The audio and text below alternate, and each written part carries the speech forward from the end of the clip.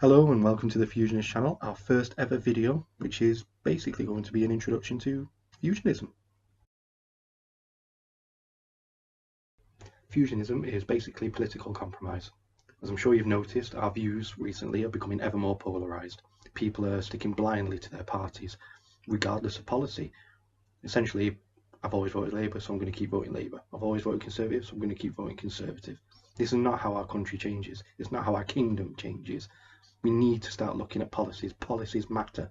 Otherwise, we'll end up like the American identity politics situation, where feelings over facts are pushed far more than what is needed for our country to progress. Actual progression, not regression. Now, the reason I say actual progression instead of regression is that our current state of politics and our current state of society seems to have regression under the guise of progression. Now, for me, it's very reminiscent of a child in a supermarket.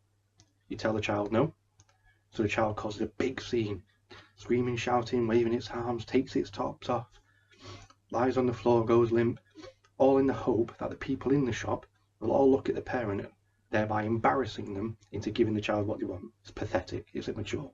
It needs to stop. We all need to start acting like grown-ups. We don't attack people because they have different views from us.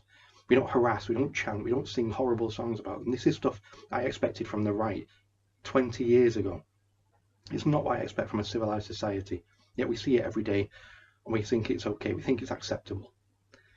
Really, what we need is compromise. We need to realise that we live in a society, sit down and negotiate so we all get a little bit of what we want, maybe more. This is why I propose fusionism. Now, fusionism basically evolves with our kingdom's needs as it progresses over time, because it fuses both left policies and right policies together, the ones that work anyway. Now, it's very immature and very dictatorial to think that you should get everything you want all the time based on your social standing or your political standing. It's ridiculous. All that does is foster resentment and hatred, and eventually that builds up over time into an inevitable backlash, and usually it's an extreme one. The truth is, we all live in a society where we must help each other. We must negotiate a way for us all to get a little bit of our best lives, so to speak. But it can be done, but we have to come together. We can't keep hoping for somebody else to come and solve all our problems for us. We can't keep pinning our hopes on whoever turns up and just tells us that they can change everything overnight. It's unrealistic. The truth is, we have to do it. We have to get up off our backsides and make this happen ourselves.